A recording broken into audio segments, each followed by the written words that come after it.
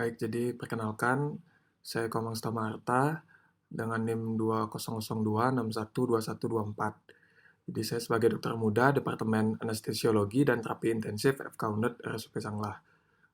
Jadi pada saat ini saya akan menjelaskan dan membawakan materi tentang terapi cairan dan jenis cairan. Nah, adapun topik bahasan yang akan saya bahas yaitu terapi cairan, cairan kristaloid, dan cairan koloid. Yang pertama yaitu terapi cairan. Terapi cairan dan elektrolit adalah salah satu terapi yang sangat menentukan keberhasilan penanganan pasien kritis. Dalam langkah-langkah resusitasi, langkah D, drug and fluid treatment, di mana dalam bantuan hidup lanjut merupakan langkah penting yang dilakukan secara simultan dengan langkah-langkah yang lainnya. Kemudian, tindakan ini seringkali merupakan langkah life-saving pada pasien yang menderita kehilangan cairan yang banyak seperti dehidrasi karena muntah, diare, dan juga syok. Baik, selanjutnya yaitu tujuan dari terapi cairan. Yang pertama yaitu mengganti cairan yang hilang. Yang kedua yaitu mengganti kehilangan cairan yang sedang berlangsung. Kemudian yang ketiga yaitu mencukupi kebutuhan per hari. Selanjutnya yaitu mengatasi syok. Kemudian mengoreksi dehidrasi. Selanjutnya juga mengatasi kelainan akibat terapi lain. Selanjutnya di sini ada penata laksanaan terapi cairan, di mana terapi cairan itu dibagi menjadi resusitasi dan rumatan. Kemudian resusitasi itu terdapat kristaloid dan koloid, dan rumatan ada elektrolit dan nutrisi. Baik, jadi di sini saya akan membahas yang pertama, yaitu cairan kristaloid. Jadi untuk cairan kristaloid yaitu bersifat isotonik, maka efektif dalam mengisi sejumlah volume cairan atau volume expander ke dalam pembuluh darah dalam waktu yang singkat dan berguna pada pasien yang memerlukan cairan segera. Kemudian juga berisi elektrolit seperti normal salin, itu ada ringer laktat dan juga dextrose 5%.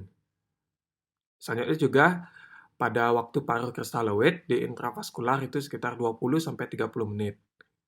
Kemudian ini termasuk kelompok cairan non-ionik yang kebanyakan bersifat isoosmolar. Kemudian juga tidak mengandung partikel onkotik sehingga tidak menetap di intravaskular. Kemudian cairan ini baik untuk tujuan mengganti kehilangan volume, terutama kehilangan cairan intersisial. Selanjutnya untuk keuntungan dari cairan kristaloid ini, yaitu di mana dia murah, mudah dibuat, kemudian juga tidak menimbulkan reaksi imun. Selanjutnya untuk kerugiannya, yaitu normal salin, asidosis, metabolic hiperkloremik, dan juga edema otak dan peningkatan tekanan intrakranial. Nah, selanjutnya yaitu jenis cairan kristaloid, di mana itu terbagi menjadi tiga, itu ada hipotonis, isotonis, dan hipertonis. Di mana yang pertama untuk hipotonis dengan osmolaritas kurang dari 240, kemudian juga terdapat ada NaCl 0,45%, ada KEN 1B, kemudian juga dextrose 5% in water. Kemudian juga untuk isotonis dengan osmolaritas 290-310, selanjutnya juga terdapat NaCl 0,9%, ringer fundin, ringer laktat, KN3A, dan KN3B. Dan yang terakhir yaitu hipertonis, di mana dengan osmolaritas itu lebih dari 340 dengan terdapat yaitu D5 normal salin, kemudian juga NaCl 3%, kemudian juga D5RL, kemudian juga terdapat D5 setengah NS, dan juga KNMG3. Nah, jadi di sini saya akan membahas yang pertama yaitu hipotonis. Nah, seperti yang sudah dijelaskan tadi, yang pertama di sini terdapat ada NaCl 0,45%, di mana pada osmolaritas yaitu 154, kemudian dengan natrium 77 mmol per liter, kemudian juga dengan klorida 77, dan juga dengan pH 5,6. di mana pada NaCl 0,45% ini indikasi pemberiannya yaitu pada hypertonic extracellular dehydration atau hipovolemia dan juga hipernatremia. Sedangkan untuk kontraindikasinya yaitu pada edema cerebri, kemudian juga hiponatremia, kemudian juga hipokloramia, kemudian juga ekstraseluler hiperhidrasi dan ataupun juga hipervolemia. Di mana di sini bisa dilihat pada gambar NaCl 0,45%.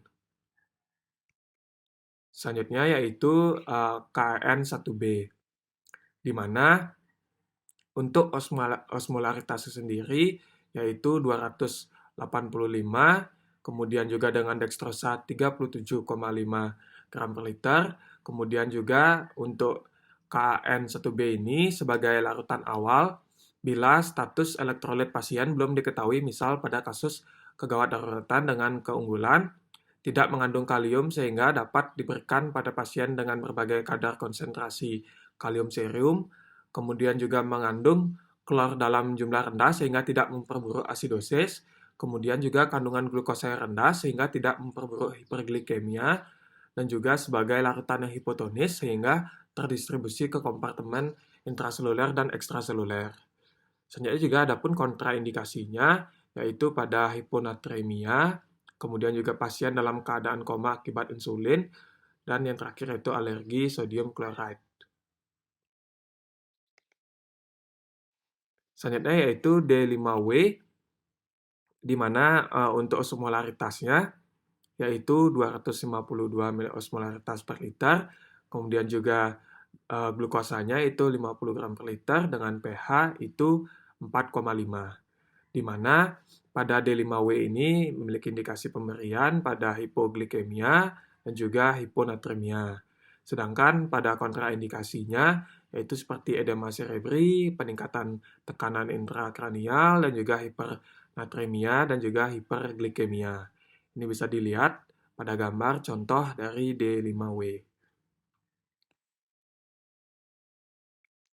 Selanjutnya yaitu tipe yang kedua yaitu isotonis, di mana pada isotonis yang pertama saya akan bahas NaCl 0,9%, di mana osmolaritasnya itu 308 miliosmolaritas per liter, kemudian juga dengan natrium itu 154 milimol per liter, kemudian dengan kloridanya yaitu 154 milimol per liter, kemudian dengan indikasi pemberiannya yaitu resusitasi cairan pada ekstraseluler, kemudian juga diare, shock hipovolemia, kemudian juga pendarahan, dan juga yang terakhir itu gagal ginjal akut. Sedangkan adapun kontraindikasinya, di mana yang pertama itu riwayat asidosis akibat penggunaan natrium klorida, kemudian juga ada retensi cairan seperti hipokalemia, hipernatremia, dan juga yang terakhir itu edema paru. Ini bisa dilihat contoh dari sodium chloride dan natrium chloride 0,9%. Nah, yang selanjutnya yaitu ringerfudin, di mana ringerfudin ini memiliki osmolaritas yaitu 309 miliosmolaritas per liter dengan natriumnya itu 145 milimol per liter, dengan klorida itu 109, kemudian juga untuk kaliumnya yaitu 4 milimol per liter, kemudian dengan asetatnya yaitu 24 milimol per liter, kemudian kalsiumnya itu 5 milimol per liter, magnesiumnya itu 2 milimol per liter, dan maleat itu 5 milimol per liter. Itu mungkin bisa dilihat pada gambar. Kemudian juga untuk indikasinya, yaitu mengganti kehilangan cairan ekstraseluler pada dehidrasi isotonis, kemudian juga pada DHF, kemudian juga shock hemorrhagic, dan brain trauma. Adapun kontraindikasinya yaitu pada hipervolemik, kemudian juga edema umum yang berat, kemudian juga dia hiperkalemia, hiperkalsemia, dan juga alkalosis metabolik. Dan juga ringerfudin ini tidak berbahaya apabila diberikan pada neonatus. Bisa dilihat pada gambar, contoh ringerfundin. Selanjutnya yaitu di sini saya akan membahas ringer laktat, di mana ringer laktat yaitu dengan osmolaritas 274 osmolaritas per liter, kemudian dengan natrium 130 mmol per liter, kemudian dengan kloridnya yaitu 109,5 mmol per liter, kemudian dengan kaliumnya itu 4 mmol per liter, dan juga laktatnya yaitu 27,5 mmol per liter, dan juga kalsiumnya itu 2,7 mmol per liter. Di mana bisa dilihat juga pada gambar contoh dari cairan ringer laktat, di mana juga dia memiliki indikasi pemberian, yaitu pada resusitasi volume agresif dari kehilangan darah, kemudian juga dia pada hipovolemik, dan juga luka bakar. Selanjutnya, adapun kontraindikasi pemberian ringer laktat, yaitu di mana asidosis atau alkalosis laktat, kemudian juga hiperkalemia dan CHF. Jadi di sini saya akan bahas tentang KN3A dan juga 3B. 3B. Jadi di mana dia sebagai basic solution untuk maintenance dari terapi cairan. Di mana dengan umur lebih dari sama dengan 3 tahun atau berat badannya lebih dari sama dengan 15 kilo. Di mana yang pertama yaitu pada KN3A dengan osmolaritas 290, begitu juga KN3B dengan osmolaritas yang sama yaitu 290, kemudian juga elektrolitnya yaitu pada natrium yaitu terdapat 60 pada KN3A, kemudian untuk KN3B itu 50, kemudian pada kalium yaitu 10 pada KN3A, dan 3B yaitu 20. Sehingga itu pada klorid itu sama 50, baik itu KN3A dan juga 3B, dan juga untuk laktat pun sama yaitu 20, baik itu pada KN3A dan 3B. Untuk dextrose juga sama, dalam gram per liter itu 27. Kemudian KN3A dan 3B ini lebih baik dibandingkan dari yang tadi yaitu ringer laktat pada terapi cairan infus maintenance atau rumatan di ruang rawat inap, karena kemudian juga dia KN3A dan 3B ini adalah cairan infus maintenance siap pakai yang telah mengandung kalium dan natrium berdasarkan kebutuhan homeostasis kalium dan juga natrium. Kemudian juga dapat mencegah hipokalemi, kemudian juga dapat mencegah terjadinya hipervolemik, kemudian juga cepat mengurangi dehidrasi intrasel, kemudian juga dapat menjaga kadar gula darah stabil, dan juga dapat mencegah timbulnya ketosis, dan yang terakhir yaitu dapat mencegah kontaminasi infeksi akibat penambahan KCl pada cairan infus ringer laktat. Nah, selanjutnya di sini saya akan membahas yang ketiga yaitu hipertonis.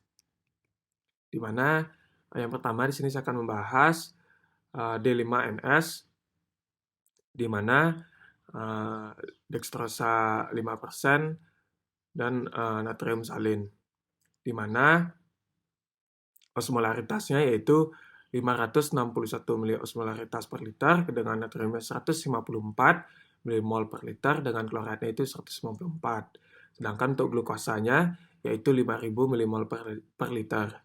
Di mana untuk indikasinya sendiri pemberiannya mengganti cairan dan kalori, kemudian juga diare, heart related disorder, kemudian juga freshwater drowning, kemudian juga peritonitis, dan juga penyakit infeksi bakteri. Adapun kontraindikasi pemberian D5NS ini yaitu glucose galactose, kemudian juga malabsorption atau malabsorpsi, kemudian juga koma diabetikum. Ini adalah contoh gambar dari D5NS.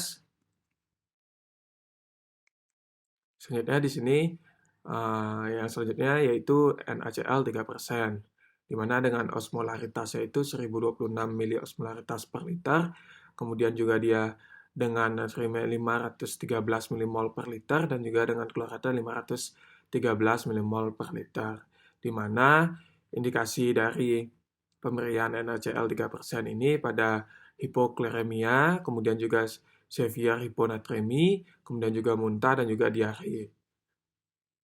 Adapun kontraindikasi pemberiannya yaitu peningkatan atau normal ataupun juga sedikit penurunan dari konsentrasi elektrolit plasma ataupun juga ketika aditif natrium dan klorida dapat merugikan itu secara klinis.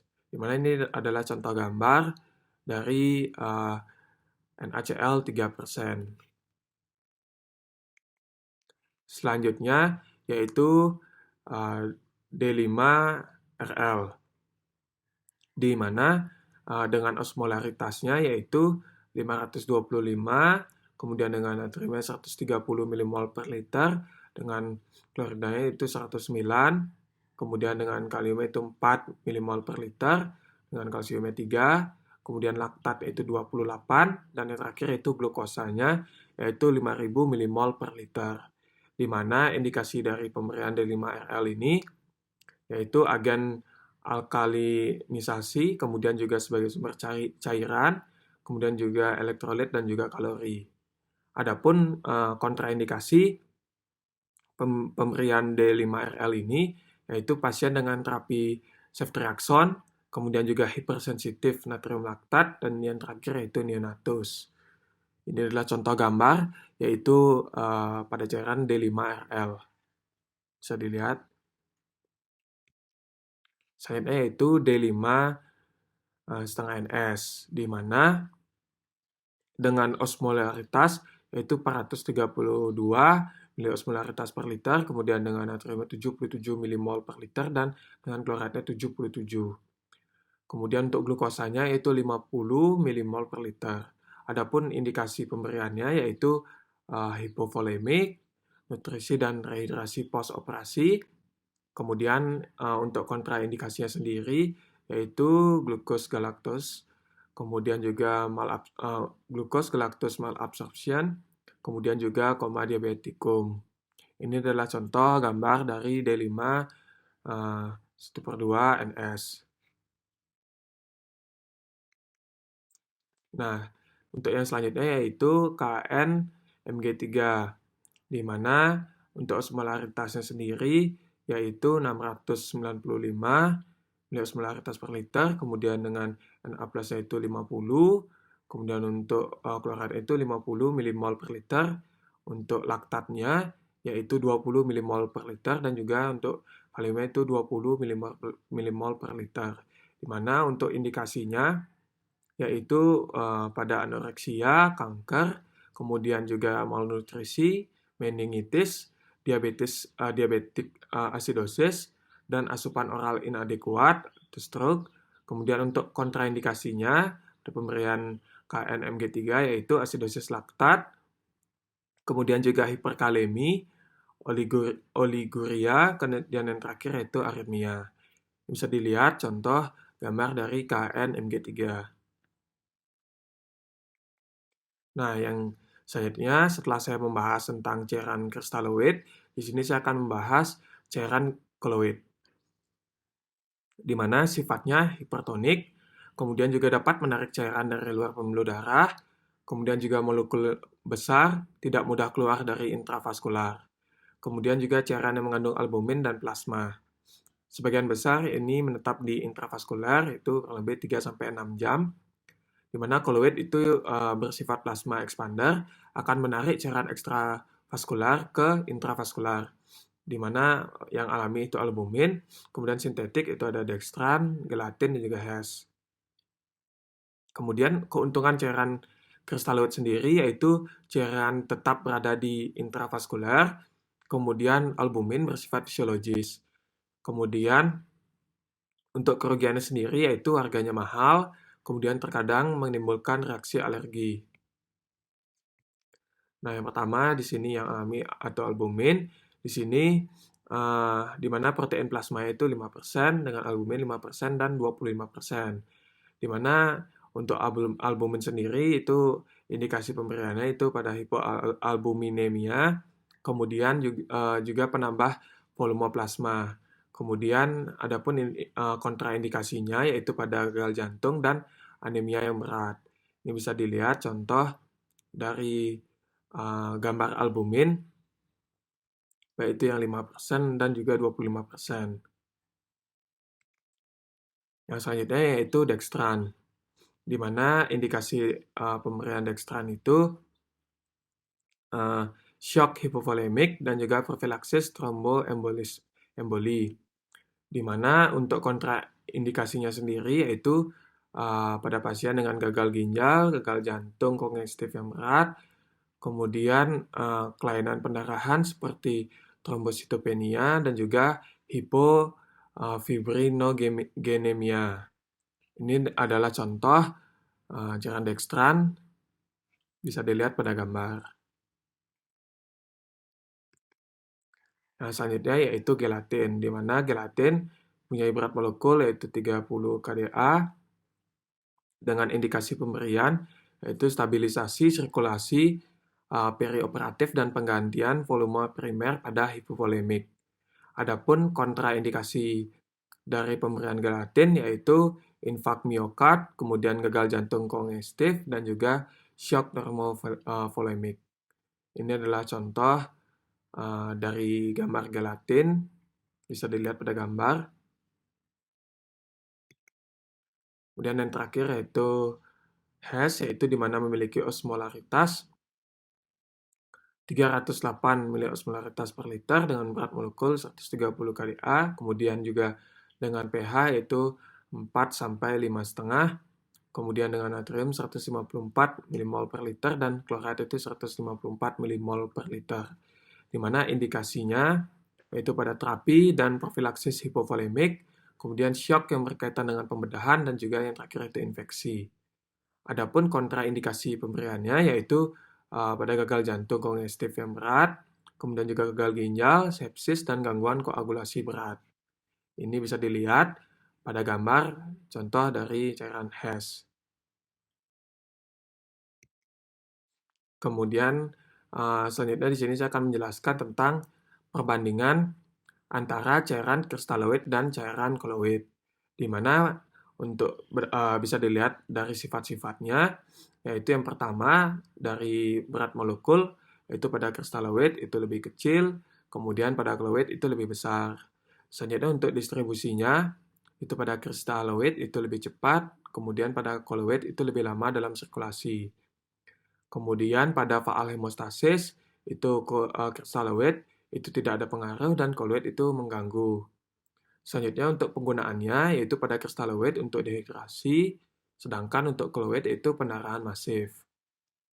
Selanjutnya yang terakhir yaitu koreksi pendarahan, di mana kristaloid itu diberikan 2-3 kali jumlah pendarahan, sedangkan untuk koloid itu diberikan sesuai dengan jumlah pendarahan. Baik, mungkin sekian yang dapat saya jelaskan tentang terapi cairan dan jenis cairan. Apabila pada saat pemaparan materi tadi terdapat salah kata atau kata yang tidak berkenan, mohon dimaafkan. Akhir kata saya ucapkan terima kasih.